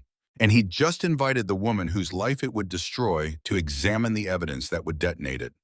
That evening, after picking up Lily and driving home through rush hour traffic, Ethan pulled out the old file box from under his bed. The box he hadn't opened in 3 years. The box containing newspaper clippings and accident reports and correspondence with lawyers who'd promised they could help and then disappeared when Hale Dynamics brought pressure to bear. He spread the contents across his dining room table while Lily did homework in the living room. Read through reports he'd memorized but needed to see again with fresh eyes. The FAA investigation that had concluded pilot error despite evidence suggesting otherwise. The settlement offer that had come with legal language designed to silence rather than compensate. The engineer's memo that had been leaked anonymously suggesting the NA7 system had known issues that management chose to ignore. Everything connected. The pattern was undeniable to anyone willing to look. His phone buzzed. Text message from an unknown number that he suspected was Victoria. Tomorrow at 10 a.m., I'll bring my engineering team's logs. He typed back quickly. Come alone. This stays between us until we know what we're dealing with. 3 dots appeared, disappeared, appeared again. Finally understood. Lily wandered in from the living room, dragging her backpack. She looked at the papers spread across the table with the curiosity of someone who'd learned not to ask too many questions about Dad's work. What's all that research? Old stuff I need to review. About Mom. The question was gentle, careful. She'd learned that mentioning Sarah required careful navigation, that some days her father could talk about her, and other days the grief was too fresh, despite years past. Ethan gathered the papers into piles, creating order from chaos. Yeah, about Mom. Lily climbed onto a chair and studied the visible headers. Accident reports, legal documents, things an 8-year-old shouldn't have to understand. Are you still sad about her? Every day? But it's a different kind of sad now, less sharp, more like an old wound that aches when weather changes. Lily considered this with the seriousness children bring to metaphors they're trying to understand. Mrs. Chen says grief is love with no place to go, that we're sad because we still love them, but can't tell them anymore. Mrs. Chen was wise. Ethan pulled Lily into a hug, careful of papers and the weight of everything they represented. Mrs. Chen is right. I still love your mom. Always will. That doesn't change. Do you think Mom would like Victoria? The question came from nowhere and everywhere. Lily's ability to connect disparate elements of her life into coherent wholes never stopped surprising him. I don't know. Maybe. Your mom liked people who were brave and honest. Victoria seems like both of those things. Even though her father's company made the helicopter that crashed, Lily's voice held no judgment. Just curiosity about how blame worked and whether children were responsible for their parents' mistakes. Even though people aren't their parents, they're themselves. They make their own choices. He was saying it to Lily but meaning it for himself, trying to convince both of them that Victoria could be separate from her father's legacy. That redemption was possible even when carried names became synonymous with tragedy. Lily seemed satisfied with this answer. She went back to the living room where her homework waited. Ethan returned to organizing papers and preparing for tomorrow's confrontation with truth that had been buried for a decade. His phone buzzed again. Different number, local area code, but not one he recognized. He answered without thinking. The voice that responded was distorted, run through software that made it mechanical and impossible to identify. Don't open that box, Mr. Ward. Not if you want your daughter to stay safe. Ice flooded Ethan's veins. His hand tightened on the phone until plastic creaked. Who is this? Someone who understands what you have and what you're planning to do with it. Walk away, forget what you found, forget what you think you know. Or Lily goes to school one day and doesn't come home. The line went dead. Ethan stood frozen in his kitchen phone pressed to his ear, listening to silence that felt like thunder. His heart hammered against his ribs. His breath came short and fast. Someone knew. Someone had been watching. Someone understood exactly what leverage to apply to make him stop. He moved fast, checked every lock on every door and window, drew curtains against darkness outside, looked in on Lily, who was bent over math problems, oblivious to threats made in her name. She glanced up, startled by his sudden appearance. Dad, you okay? Fine, just checking on you. He pulled out his phone and called Mrs. Chen, asked if Lily could spend the night, made excuses about late work and early meetings that were lies built on fear. Mrs. Chen agreed immediately, as she always did, her kindness a constant in a world suddenly unstable. After dropping Lily with a packed bag and promises to pick her up before school, Ethan drove home through streets that felt watched, parked in his driveway, and sat in the darkness scanning for vehicles that didn't belong. Saw nothing. Felt everything. Inside, he moved the circuit board from the kitchen table to a lockbox in his bedroom closet, made copies of all his documentation and uploaded them to 3 different cloud services, sent an encrypted email to his lawyer with instructions to release everything if something happened to him. Then he sat in his living room with lights off and curtains drawn, a baseball bat beside the couch, and waited for morning. Sleep didn't come. Every sound outside was a threat. Every car passing was potential danger. The threat had been specific enough to be credible, vague enough to be terrifying. They'd mentioned Lily by name, known where she went to school, understood exactly which pressure point would make him stop. At 3 a.m., Ethan made his decision. He couldn't walk away, couldn't let them win through intimidation. But he couldn't put Lily at risk either. So he'd do what he'd always done, what rescue pilots learned early. Fly toward the danger fast enough that it couldn't track you. Hit it before it knew you were coming. End it before it could escalate. He'd show Victoria the evidence tomorrow. Would give her the choice to do right or maintain the lie. And then, regardless of her choice, he'd release everything. To the FAA, to the media, to lawyers who'd been waiting a decade for proof. Let them come for him then. At least Lily would be safe with Mrs. Chen until things settled. At least Sarah would finally get the justice she deserved. At least he'd have done something instead of accepting silence purchased through fear. Morning arrived gray and cold. Ethan showered and dressed, moving through routines on autopilot. Made coffee he didn't drink. Checked his phone obsessively for messages that didn't come. At 9:45, a car pulled into his driveway. Black sedan, expensive but not ostentatious. Victoria climbed out carrying a leather bag, her movements still careful around her ribs. Ethan met her at the door. She looked at his face and understood immediately that something had changed. What happened inside? He led her to the dining room where yesterday's papers still covered the table, added to them overnight with new research, new connections, new damning evidence of systemic failure and corporate malfeasance. Victoria set her bag down and studied the spread. Her engineering background made sense of technical documents faster than his aviation experience could. She picked up one report, then another, cross-referencing dates and details. This is comprehensive. When did you? Someone called me last night. Threatened Lily. Said I should forget what I know or she'd disappear. Victoria's head snapped up. Horror and anger competed on her face. Did you call the police and tell them? What? That I have evidence of corporate negligence that someone wants buried, that I'm investigating a decade-old crash using materials I'm not supposed to have access to. They'd have questions I can't answer. We need to figure out if you're part of the cover-up or the solution. The accusation was direct, brutal, necessary. Victoria's jaw tightened, but she didn't flinch from it. Instead, she opened her leather bag and pulled out a laptop, booted it up, and navigated to files that required passwords and security clearances. My father kept 2 sets of books, digital records that the company sees, and personal files that only he accessed. When he died, I inherited his passwords.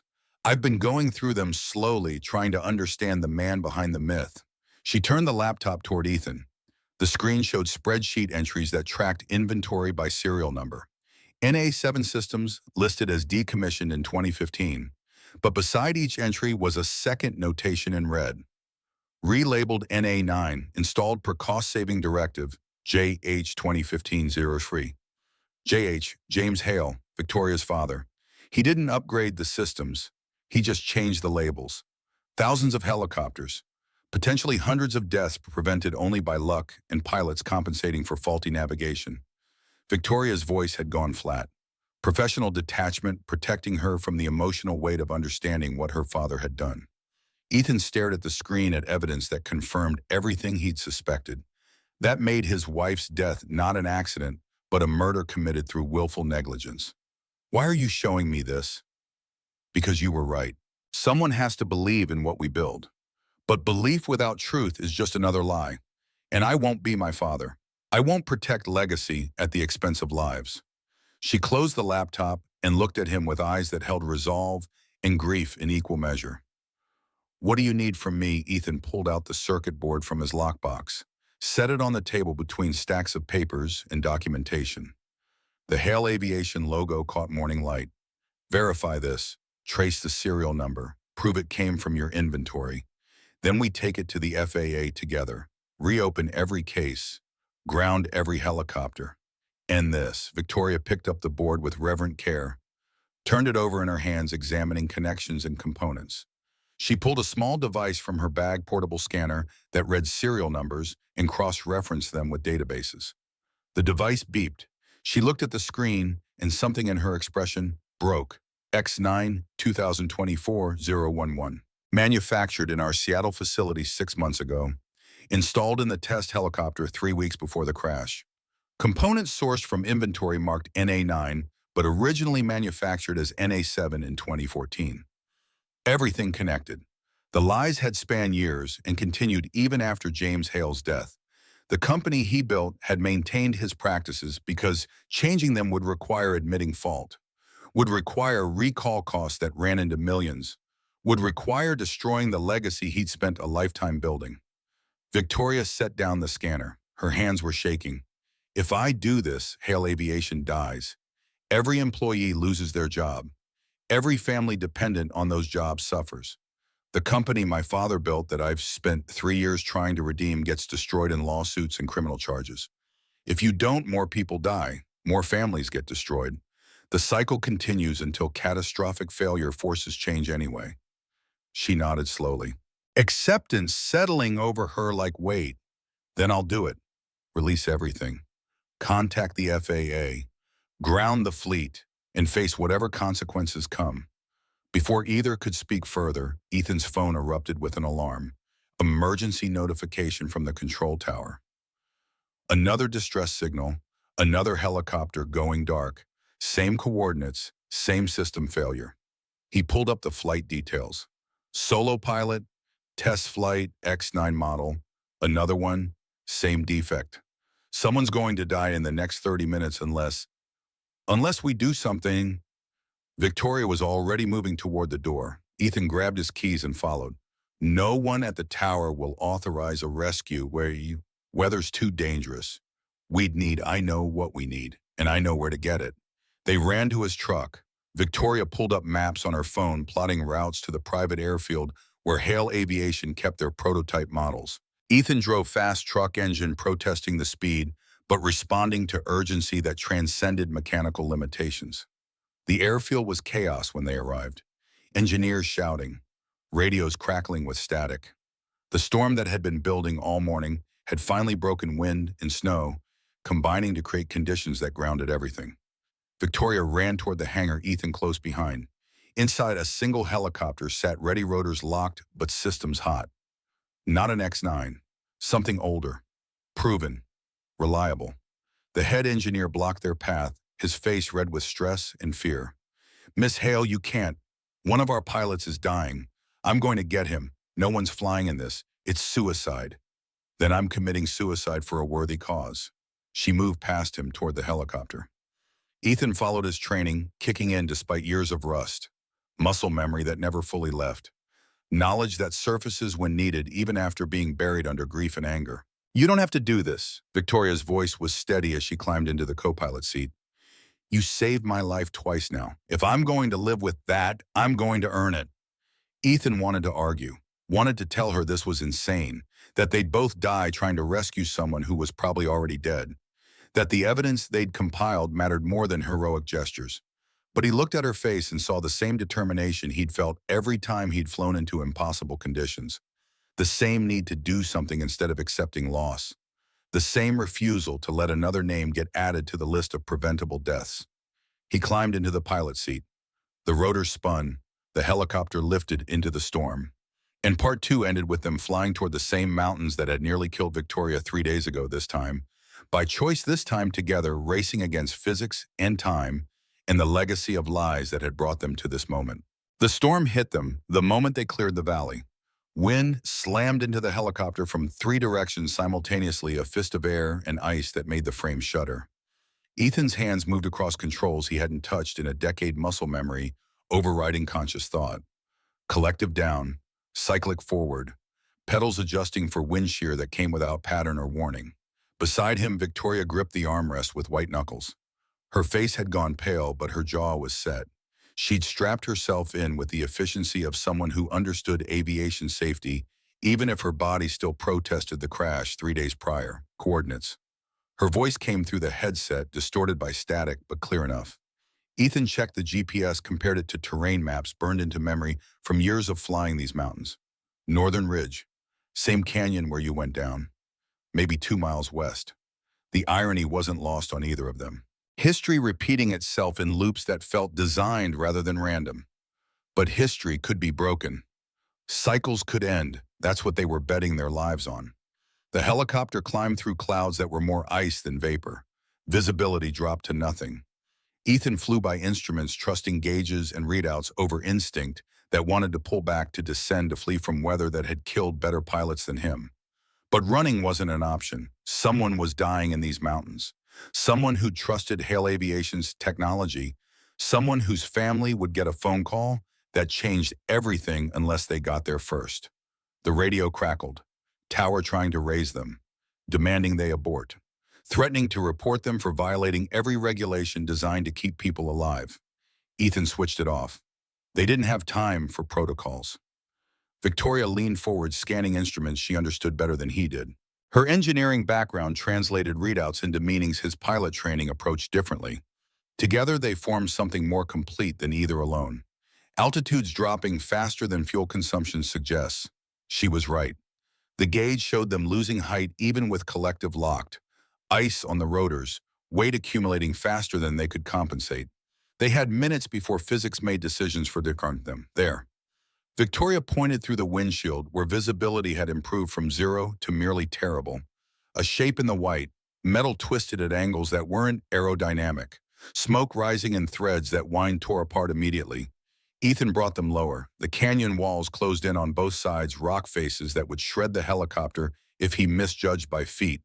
Wind bounced off stone and created vortices that grabbed them and threw them sideways. He corrected, overcorrected, found balance in the chaos through feel rather than calculation. This was what he'd been trained for. This was what he'd walked away from when Sarah died. This was coming home to a place he'd sworn never to return. The downed helicopter sat wedged between 2 boulders. Its rotors were gone, snapped off on impact. The cockpit was intact, but smoke suggested fire had started somewhere in the engine compartment. No time, maybe no point, but they had to try. I can't land. Ethan's voice was flat. Statement of fact. The canyon floor was too narrow, too cluttered with debris. Setting down meant staying down, trapped until the storm cleared and rescue teams could reach them. If they could reach them. Then we used the winch. Victoria was already unstrapping, moving toward the cargo bay where rescue equipment waited. Ethan wanted to stop her, wanted to tell her this was beyond what civilians attempted, that dropping down on a cable in wind like this required training she didn't have. But she'd already clipped the harness around her torso, already checked the carabiner with movements that suggested someone had taught her basics. Maybe her father. Maybe some training program required for executives who flew in company helicopters. What are you doing? Getting him. The cargo door slid open. Wind screamed into the cabin, stealing heat and making everything loose rattle. Victoria positioned herself at the edge, one hand on the winch control, waiting for Ethan to bring them into position. He fought the helicopter lower. The altimeter spun. The engine groaned under strain it wasn't designed for. Ice continued accumulating. Every second increased weight and decreased lift in a ratio that had only one endpoint. Victoria looked back at him once. Her eyes held something he recognized from 100 rescue missions, the look people got when they'd moved beyond fear into acceptance, when survival became secondary to doing what needed doing. She dropped. The winch played out cable in measured lengths. Victoria spun in the wind, her body twisting like a pendulum. She fought to control rotation using techniques she couldn't have known but somehow intuited. When she passed through a particularly violent gust, she tucked her legs and let physics carry her through instead of fighting it. Ethan watched while simultaneously managing controls that wanted constant adjustment. The helicopter drifted. He corrected. Drifted again. Wind was winning the battle for position. Victoria reached the ground. She unclipped fast and ran toward the wreckage, her movements hampered by injuries not yet healed. She disappeared into smoke that made tracking her impossible. Seconds stretched. The engine temperature climbed into red. More ice formed on the windshield faster than defroster could handle. Ethan's hands ached from gripping controls. His shoulders burned from fighting wind that wanted to throw them into canyon walls. Victoria reappeared. She was dragging someone. Male pilot unconscious or dead blood covering his flight suit. She got him to the cable and worked to attach the spare harness she'd brought down. Her hands fumbled. Cold made fine motor control nearly impossible. The harness tangled. She stopped, took a breath, started again with deliberate slowness. The engine coughed. Ethan's eyes snapped to the fuel gauge. Still showed reserves, but engine temperature had crossed into critical. Something was failing, something that would make the choice to fly or fall within minutes. Victoria got the harness clipped. She signaled thumbs up. Ethan started the winch. The cable pulled taut. The pilot rose, lifted by machinery and hope in equal measure. Victoria held the cable steady, with both hands guiding it away from debris. When the pilot cleared the wreckage, she let go and stepped back. The winch brought him up. Ethan watched the progress while managing a helicopter that was dying by degrees. The pilot cleared the cargo bay edge. Hands inside pulled him to safety. Ethan signaled the winch to descend again for Victoria. But she was already shaking her head, already backing away from the cable that dropped toward her. Her mouth moved, forming words the wind stole before they could reach him. He knew what she was saying anyway, had heard the words before, had them carved into memory from Sarah's final transmission 10 years ago. Leave me. The helicopter tilted dangerously. Weight from the rescued pilot combined with ice and failing systems. The altitude gauge dropped. The engine temperature climbed past critical into catastrophic. Victoria continued backing away. She was shouting now, words he couldn't hear but understood with terrible clarity. Save him. I'll wait for the next team.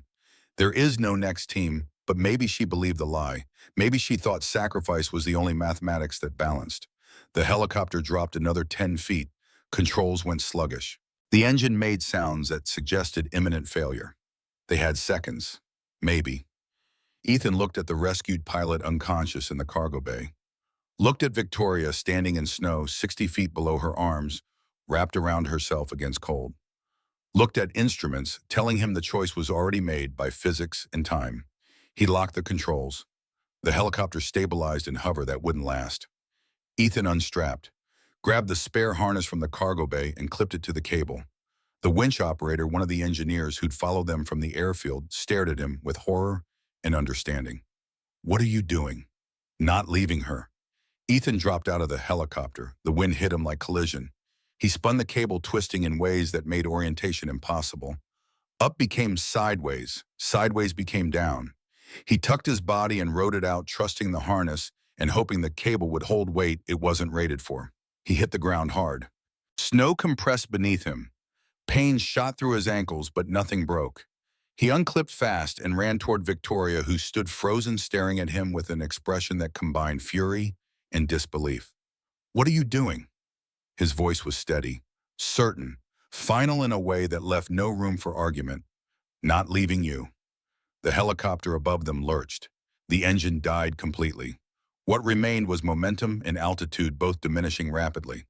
The rotors continued spinning from inertia, but slowed with each rotation.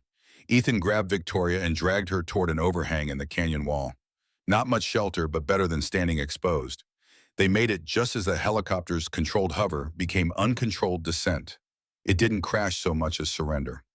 The frame settled onto the canyon floor with surprising gentleness, rotors still spinning but without power. When they touched ground, the blades shattered pieces flying in all directions. One piece struck the rock face above where Ethan and Victoria huddled. Stone exploded into fragments that rained down on them. Ethan covered Victoria with his body, repeating the action from 3 days ago, protecting her from debris while exposing himself. The noise was incredible. Metal tearing, rock splitting, wind howling through it all like nature celebrating its victory over human ambition. And then silence. Complete, absolute silence. Ethan lifted his head. The helicopter lay on its side frame bent, but intact. The cargo bay door hung open. Inside, the rescued pilot and engineer were moving alive, checking themselves for injuries. Victoria was breathing beneath him. Her ribs pressed against his chest with each inhale. Her heart beat fast, but steady against his. He rolled off her, giving her space. They lay in the snow, side by side, staring at the gray sky visible between canyon walls. Neither spoke. Words felt inadequate for what had just happened.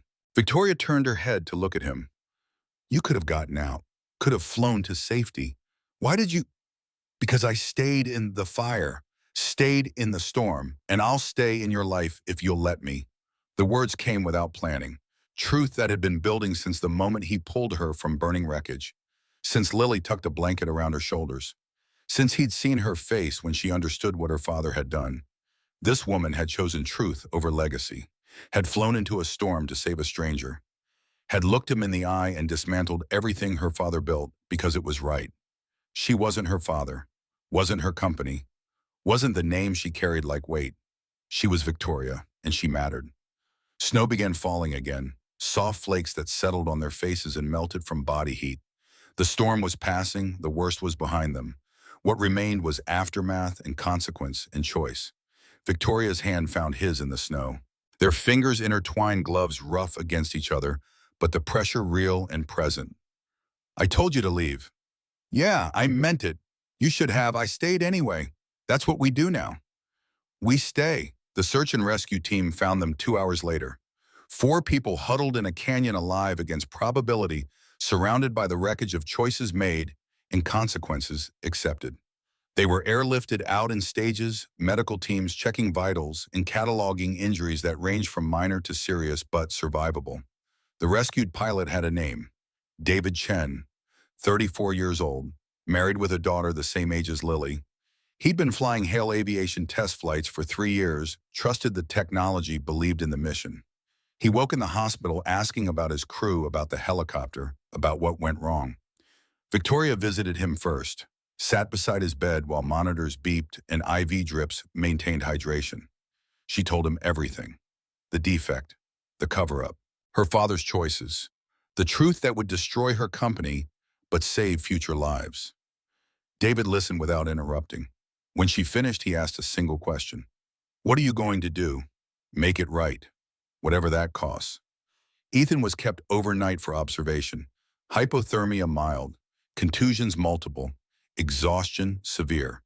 The doctors wanted to run tests, check for internal injuries hidden by adrenaline. He let them because refusing would worry Lily.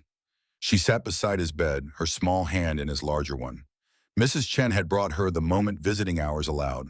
She studied his face with the seriousness children employ when adults they love are vulnerable. "You saved people again, like you used to." "Yeah, Mom would be proud." Ethan's throat tightened. He pulled Lily closer, careful of tubes and wires connecting him to machines. "Yeah, she would."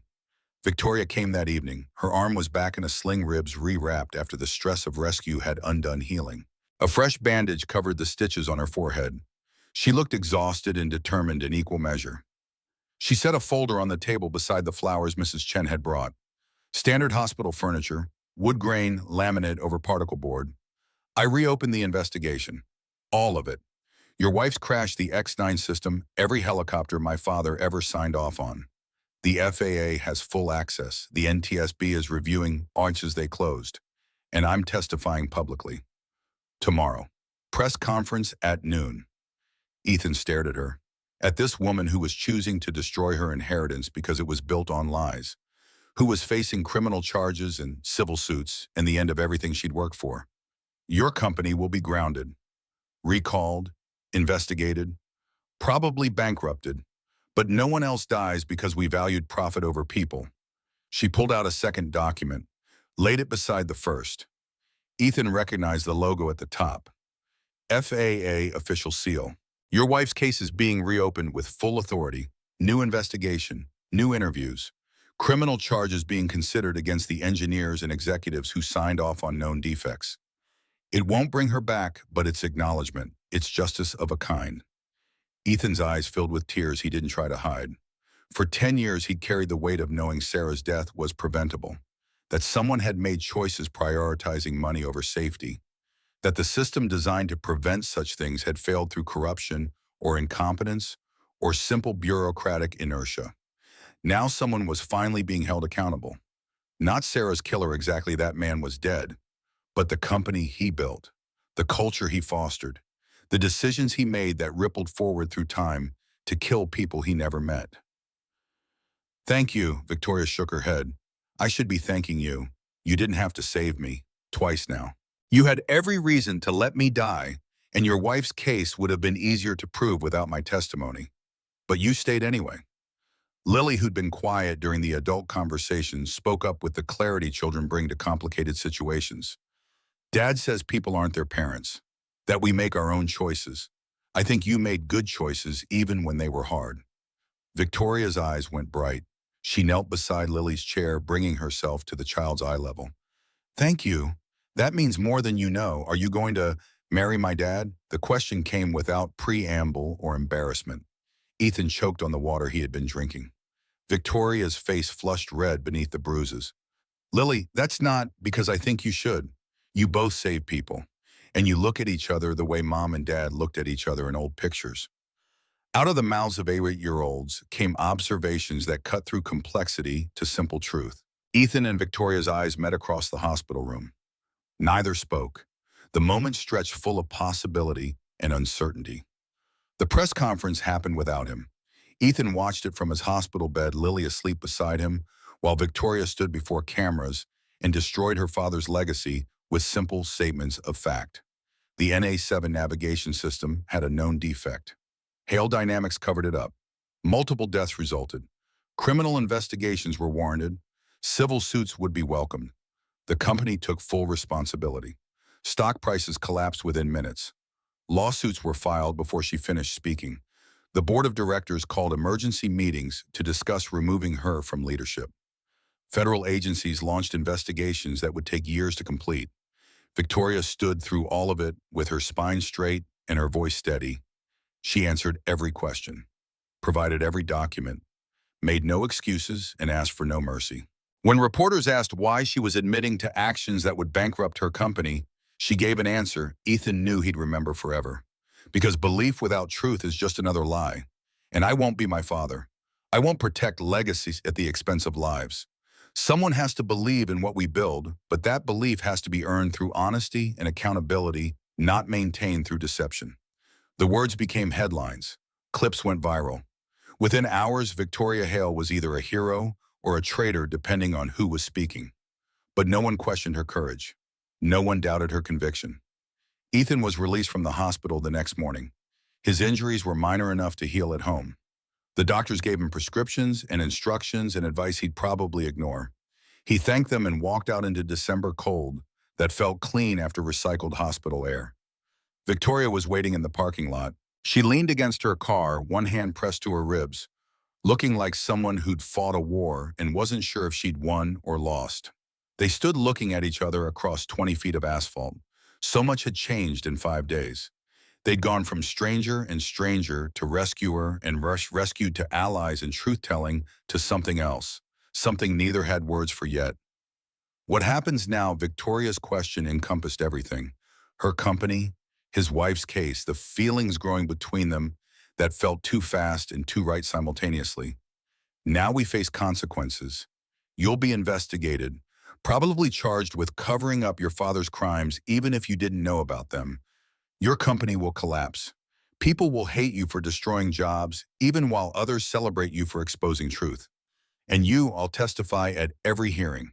Provide every piece of evidence. Make sure Sarah's death and all the others get the acknowledgement they deserve. Then I'll figure out how to be someone who doesn't define himself by anger anymore. Victoria pushed off from her car and walked toward him. She moved carefully, pain evident in every step, but determination overrode discomfort. Your daughter asked if I was going to marry you. She's 8. She asks a lot of questions. It's not a bad question, though. Ethan's heart hammered against his ribs. This woman standing before him represented everything he'd lost and everything he might gain. She was apology and redemption. She was past and future. She was complicated in ways that should have sent him running, but instead drew him closer. Victoria, I spent 10 years hating your father. That doesn't disappear overnight. There's going to be hard days when I look at you and see the company that killed my wife. When anger overrides rationality, I know. But there's also going to be days when I look at you and see the woman who chose truth over comfort, who flew into a storm to save a stranger, who sacrificed everything because it was right. And those days are worth fighting for. Victoria's hand found his, the same way it had in the snow after the crash. Connection that felt inevitable despite circumstances working against it. Then we fight. For those days. For justice. For whatever comes next. She pulled something from her pocket, a small silver ring, simple, elegant, engraved with words he couldn't see but suspected he knew. I'm not proposing, not yet, not while everything is chaos in legal proceedings, but consider this a promise, that when the dust settles and consequences are faced, I'm asking, and I hope you'll say yes. She pressed the ring into his hand. Ethan turned it over, reading the engraving in morning light. Don't leave. 2 words that encompassed everything. The plea she'd made in burning wreckage. The plea she'd made in the canyon. The plea that echoed Sarah's final words, but meant something different. Not asking for abandonment, asking for presence. For staying despite difficulty. Lily ran up then, Mrs. Chen following at a slower pace. She saw the ring in her father's hand, and her face lit with the joy of someone who'd predicted an outcome and been proven right. You're engaged. Not yet, but soon. Lily threw her arms around both of them, creating a 3-person hug that was awkward, with injuries and height differences, but felt more complete than anything Ethan had experienced in a decade. Mrs. Chen watched with the wisdom of someone who'd seen enough life to recognize grace when it appeared. She smiled and said nothing, giving them this moment without intrusion. The days that followed were difficult in ways that tested conviction. Federal investigators questioned everyone. Hale Aviation's board tried to remove Victoria from leadership before giving up and declaring bankruptcy instead. Lawsuits multiplied. Families of victims came forward with stories that broke hearts and demanded accountability. Through it all, Victoria stood firm. She testified at hearings, provided documentation, accepted responsibility even for actions she hadn't personally committed. The grace with which she faced destruction impressed even her harshest critics. Ethan testified, too, about Sarah's crash, about the years of fighting for investigation, about the evidence he'd compiled and the threats he'd received. His testimony helped secure indictments against engineers and executives who'd signed off on the NA7 system knowing its flaws. Justice moved slowly, but it moved. Sarah's case was officially reopened. Other families received acknowledgement and compensation. Regulations changed. New safety protocols were implemented. The system that had failed began to correct itself.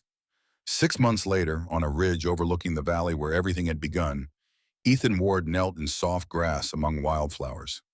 Spring had erased winter's scars. New growth covered old wounds.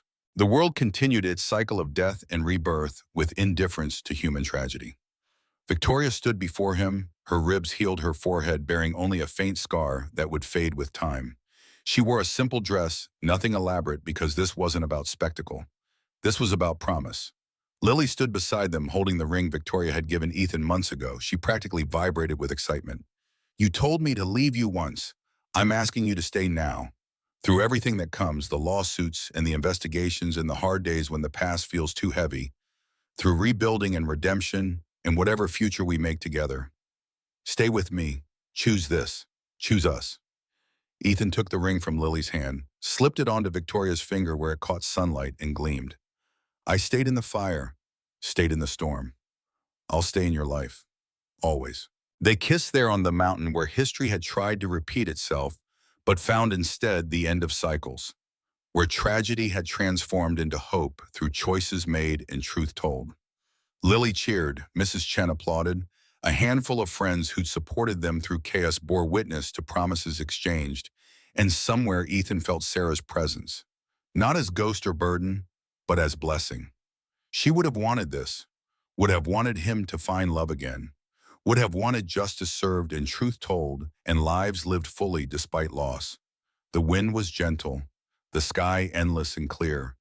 When the last traces of winter melted away, no one was left behind. They walked down the mountain together. Three people who'd become family through fire and truth, and choosing to stay when leaving would have been easier. History doesn't have to repeat. Cycles can end, and sometimes from the ashes of everything that burned, something better grows.